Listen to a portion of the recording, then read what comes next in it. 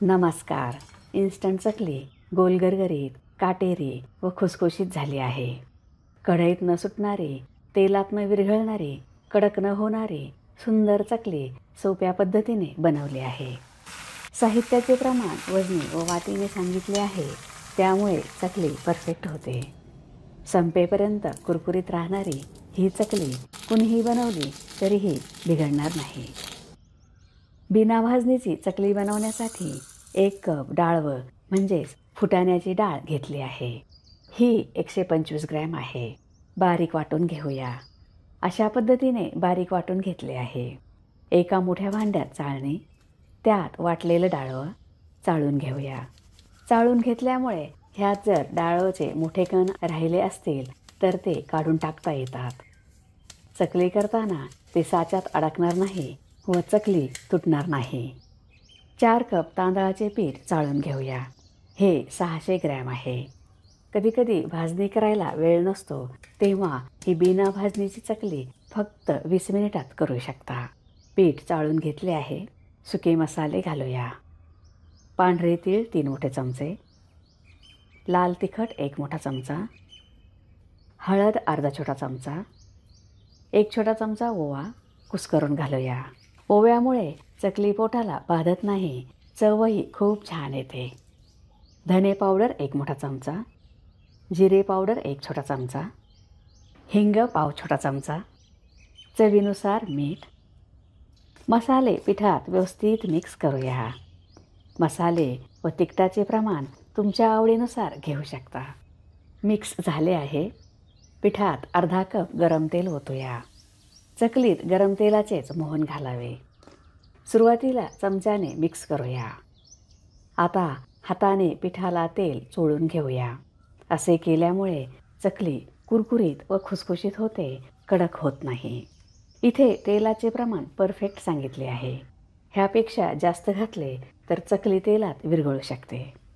हे व्यवस्थित मिक्स झाले आहे. आता पीठ भिजवूया. पीठ भिजवण्यासाठी पाणी गरम केले आहे.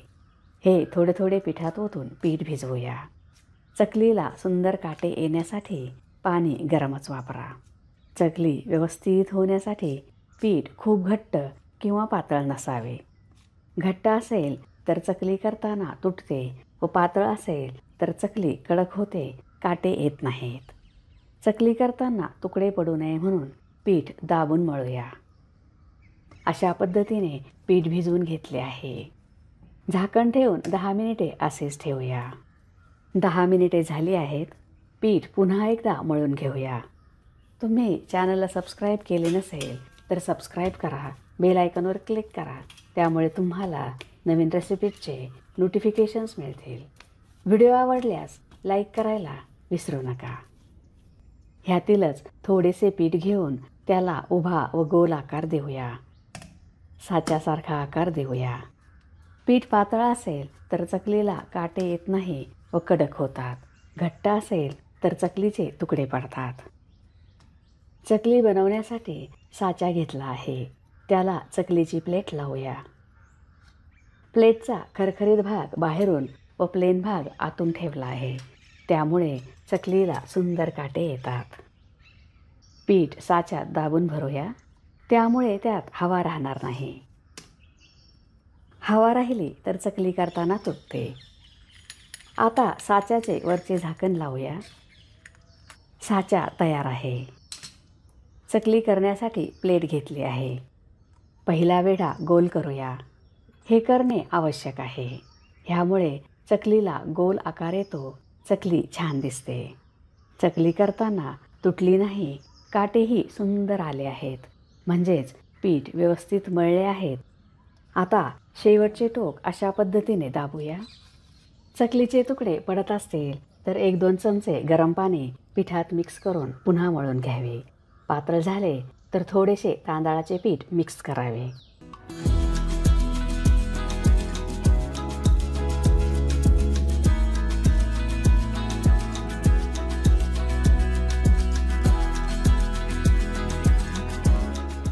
कढईत चकली तळण्यासाठी तेल मध्यम गरम केले आहे. त्यात पिठाचा छोटासा गोळा घालून बघूया. पीठ वर आले आहे व तेलात विरघळले नाही, म्हणजेच तेल व्यवस्थित तापले आहे. गॅसची फ्लेम मिडियम आहे. चकली हातावर घेऊन हळूच तेलात सोडूया. हाताने जमत नसेल तर झाऱ्यावर अशा पद्धतीने ठेवून तेलात चकली सोडावी. ह्या पद्धतीने हाताला चटका बसत नाही. ही चकली इन्स्टंट असल्यामुळे कमी वेळेत व कमी मेहनतीत तयार होते. आता दुसऱ्या बाजूने उलटूया.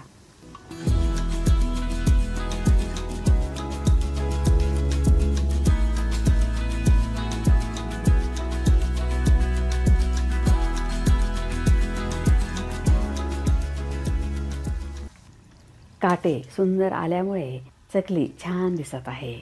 अजिबात तेलकट झाली नाही. बुडबुडे कमी झाले आहेत. चकल्या तळल्या आहेत. टिश्यू पेपरवर काढून घेऊया. परफेक्ट प्रमाण घेतल्यामुळे ह्या तेलात विरघळल्या नाहीत. सर्व चकल्या अशा पद्धतीनेच तळून घेऊया. तेलात न विरघळणारी, तेल न पिणारी चकली फुटाण्याच्या डाळीमुळे खमंग व खुसखुशीत झाली आहे.